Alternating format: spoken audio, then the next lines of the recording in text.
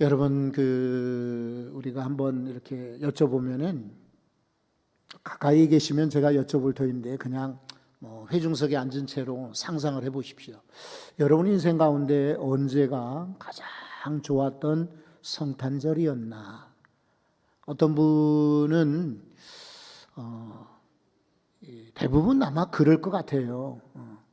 이렇게 참 아팠는데, 어느 날 너무 힘들고 아팠는데 성탄절에 캐롤이 들려왔고, 그리고 그때 저 병원 그 창밖으로 보이는 빨간 십자가에 이렇게 전등을 옛날에 이렇게 크리스마스 추리처럼 내렸잖아요. 그 반짝반짝 빛날 때가 내 인생에는 참 좋았던 그런 성탄절이다. 그리고 외국에 이렇게 살았던 경험 있는 분들 가운데는 외국에 특히 유럽 같은데 조그마한 예배당에서 눈 소복이 내리는 그 예배당에서 성탄절, 다 알아듣지는 못하지만 성가대 찬양과 함께 예배했던 때가 아마 최고의 성탄절이었다. 남자분들 같은 경우는 군대에서 이렇게 성탄절을 지난 추억이 어쩌면은 기억에 남는 최고의 성탄절이었다. 그리고 나 정말 가난하고 어려웠을 때인데 우리 집 앞에 이렇게 찬양대원들이 와서 노래를 불러주고, 그리고 선물을 먹을 것을 한 보따리 놓고 갔던 그런 일이 있다. 그때가 가장 좋았던 성탄절이다. 아마 각자에게 성탄절 가운데 최고의 성탄절 경험들이 있을 줄 압니다. 저에게도 설교를 지금 제가 전하고 있지만 아마 최고의 성탄절이 있었습니다, 분명히. 그러나 더 기대하기는 내일 25일 날 성탄절이 여러분 인생 가운데 최고의 성탄절이 되시기 바랍니다. 그리고 계속해서 매년마다 최고로 더 좋았던, 더더욱 좋았던, 그래서 최고의 성탄절, 또 베스트 크리스마스가 되기를 소망합니다. 근데 오늘은 목자들이 아마 최초의 성탄절을 경험했을 거예요. 최초의 성탄절이지요. 그리고 이 목자들의 경우는 인생에 아마 잊지 못하는 최고의 성탄절이었을 겁니다. 옛날에는요, 목자들이 그렇게 썩 좋은 직업이 아니었어요. 양들이 냄새나고, 그리고 손이 많이 가는 짐승이에요. 얘네들은 그냥 혼자 놔둘 수가 없어요. 어린애들처럼 놔두면 안 돼요. 그러니까 자꾸만 돌봐야 돼요. 한 사람 목자에게 보통 적정한 양떼의 수는 150마리라고 해요. 가난한 집은 한 70마리 정도 키웁니다. 그러나 조금만 여유가 있으면 적어도 한 150마리를 길러요. 더 많아지면 사람을 써야 돼요. 그러니까 한 사람 목자가 한 150마리를 돌보게 되는데, 얘네들은 이렇게 이스라엘 땅이 그렇듯이 초원으로 데리고 가야 돼요. 그리고 우리나라는 축복을 많이 받아서 어디나 맑은 물이 나오지만 이스라엘은 석회질이 많은 동네에, 그러니까 양들이 먹고 배탈 나죠. 그래서 맑은 이런 시냇가로 얘네들을 데리고 가야 돼요. 목자의 사명은 양들을 기르는 것입니다. 좋은 풀을 먹이고, 그리고 좋은 물을 먹이는 거예요. 그리고 목자들의 사명은 두말할 것 없이 안전, 보호입니다. 양들을 키울 때 야생동물들이 나타나요. 늑대나 이리 같은 것도 나타나고, 때로는 이렇게 곰도 나타날 수가 있고, 심지어 뱀 같은 것이죠. 뱀. 이런 것들도 양들을 해쳐요. 그러니까 목자들이 나타나지 못하도록 야생동물을 이렇게 멀리 이렇게 방어를 하는 역할을 하는 겁니다. 게다가 이 도둑들도 있어요. 양들을 훔쳐가는, 그 옛날에 가난하니까 우리 동네 같으면은 걸릴 염려가 있잖아요. 그러니까 멀리 다른 나라 가가지고 다른 지역 가가지고 거기서 양들을 끄집어내서 훔쳐다 파는 거예요. 그러니까 이런 도둑이나 야생동물의 피해를 위해서 막기 위해서 방어하는 게 목자들의 사명. 그리고 목자들은 양 털을 깎아요. 누구한테 맡기는 게 아니라 자기들이 깎아요. 1년에 한 번씩. 그래서 그걸 모아가지고 옷을 만들고, 그리고 양털로 이불을 만들기도, 그리고 천막이나 바닥에다가 까는 양탄자 같은 것을 만들기도 해요. 그리고 양은 잡으면은 가죽을 벗깁니다. 그럼 양가죽이 다른 동물의 가죽들, 소가죽이나 짐승 다른 가죽들보다 비싼 값에 팔려요. 근데 양은 한 마리 잡아야 가죽이 많이 나오질 않죠. 목 있지, 또 발 있지, 이런 거 다 제하고 나면은 얼마 안 돼요. 그러니까 이거를 양을 많이 잡아서 가죽을 가지고 옷도 만들고 신발도 만들고, 그리고 큰 이런 파우치, 안락의자 같은데 덮어주는, 그 부잣집에 있는 의자들을 만드는, 가구를 만들 때도 양가죽을 쓰는 거예요. 양가죽을 가지고 옛날에 종이가 없던 시절에는 거기다가 글도 이렇게 새겨서 보관을 하기도 했어요. 족보라든지 또 특별히 말씀들을 양가죽으로다 썼다고요. 그러니까 양가죽도 써요. 고기야말로 두말할 것 없이 유용했습니다. 우리나라 사람들은 돼지고기, 닭고기를 많이 먹는다고 하는데 이스라엘 사람들은 양고기를 많이 먹습니다. 그러니까 시장에 내다가 팔면은 돈이 되는 거예요. 그리고 이 양고기는, 양은 말이죠, 이 제물로도 쓰여져요. 여기 이제 베들레헴이지 않습니까? 배경이 예루살렘과 멀지 않아요. 한 시간 이렇게 아마 떨어져 있을걸요. 그 정도 걸어가면 되거든. 그러니까 예루살렘에 수많은 순례객들, 예배자들이 제사를 드리는데, 과거 이렇게 성경 사전을 찾아보면은 하루에 양들이 한 6천 마리나 7천 마리까지 잡았다고 합니다. 그러면 그 많은 양들을 순례자들이 자기 고향에서부터 가져올 수 없잖아요. 그러니까 여기 시장에서 양을 잡아다가 팔거든요. 그 양을 제물로 드리는 거예요.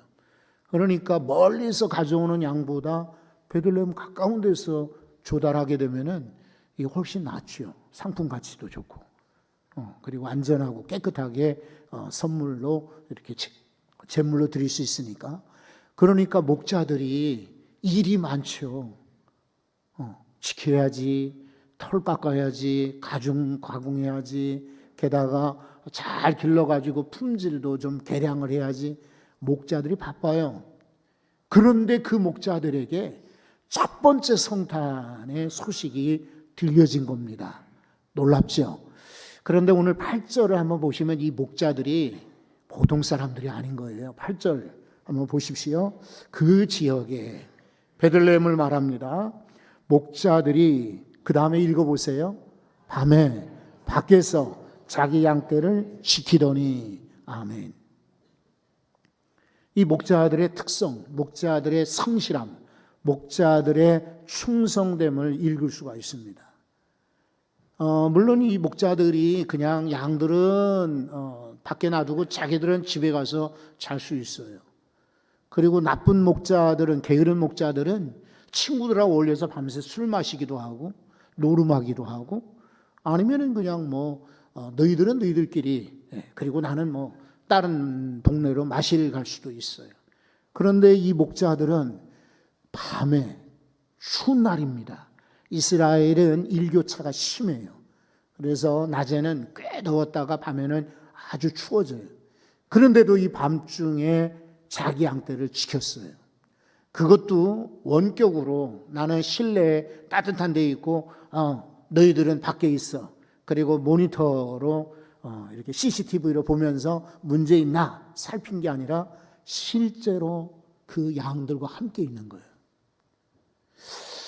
여러분이 다른 얘기 같지만 예수님께서 이 땅에 오실 때에 말씀하시길, 나는 선한 한번 해보세요. 나는 선한 목자라고 하셨어요.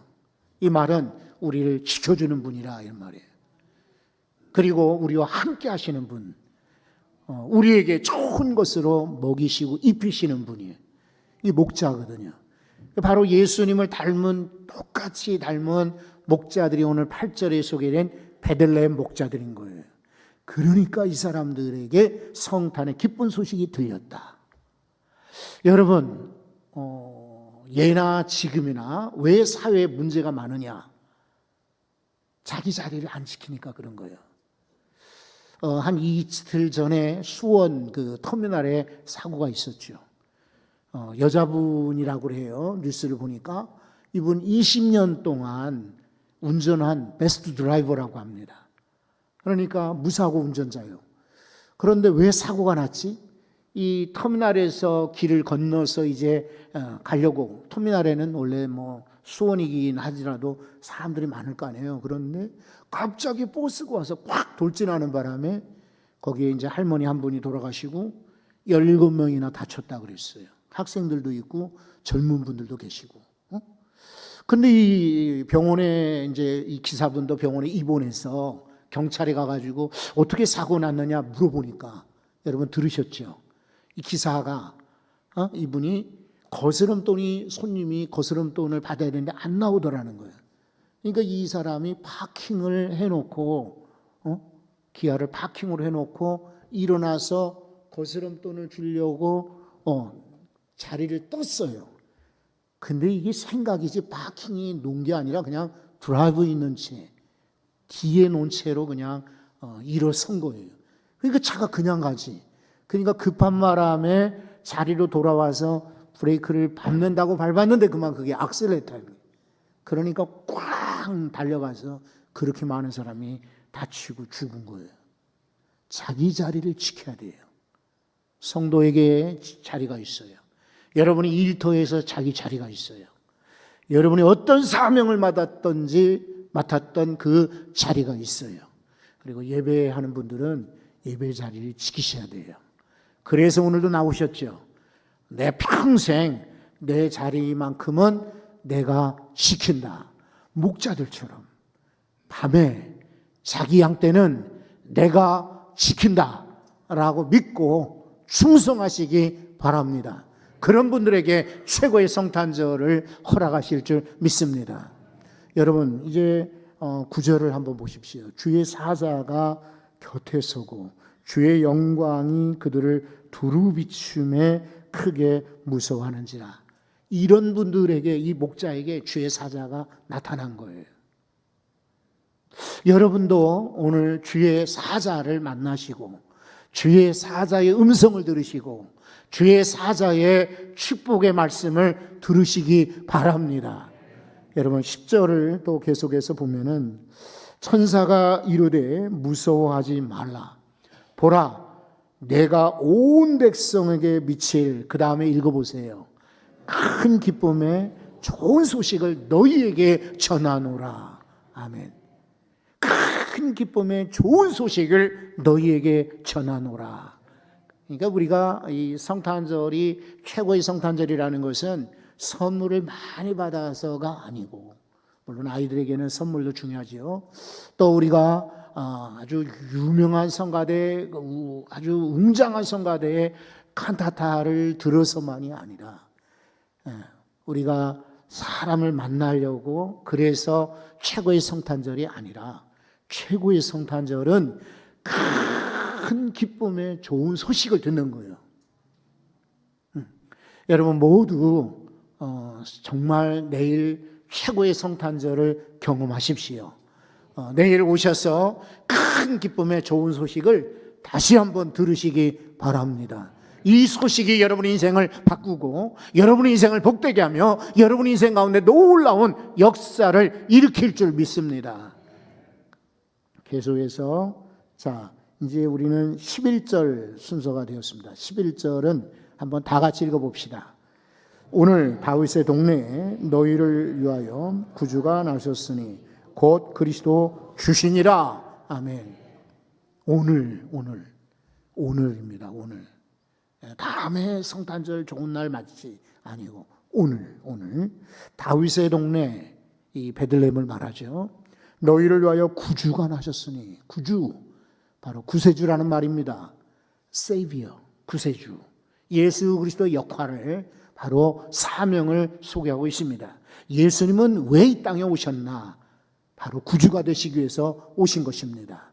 두 번째는 여기 그리스도라고 말하고 있습니다. 왕이란 뜻입니다. 왜냐하면 왕들이 옛날 기름 부음을 받았거든요.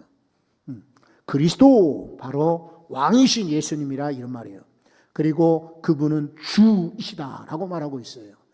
오늘 너희에게 구주가 나셨는데 그분은 그리스도시며 주가 되신다 그랬어요. 오늘 예수님의 3대 사역을 아주 잘 묘사한 구절이에요. 그러니까 이것을 우리가 이 13절을 마음에 간직하셔야 돼. 우리 예수님은 누군가? 바로 구주이시다. 세례받는 분들은 기억하셔야 돼요. 구주가 되신다. 그리고 누구신가? 그리스도시다. 누구신가? 나의 주인, 주가 되신다. 여러분이 그 목자들에게는 음성만 들리지 않았습니다. 놀라운 시청각, 이런 효과를 주었습니다. 그래서 감동을 받게 되는 것입니다. 여러분 한번 이제 13절과 14절을 보겠습니다. 13절, 호련히 수많은 천군, 살 수 없을 정도로 천사들의 그런 집단을 말합니다. 천군.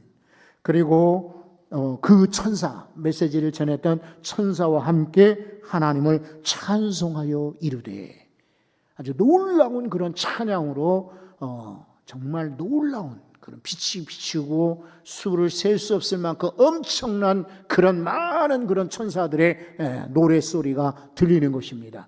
참 감동이 되겠죠. 그렇죠?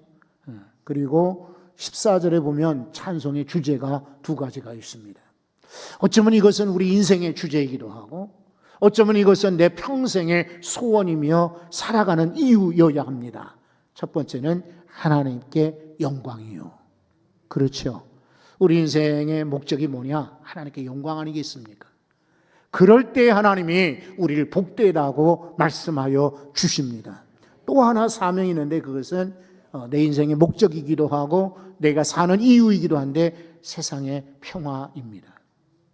오늘 우리 주변에 보면은 참 싸우는 이들이 많습니다. 집집마다 싸우고, 자녀들과 부모 세대가 싸우고, 그리고 형제들이 싸우기도 하고, 성도들이 싸우는 이들도 있고, 어리석은 거죠. 그죠? 그 다음에 사회 싸웁니다. 정치하는 사람들은 미쳤나 봐요.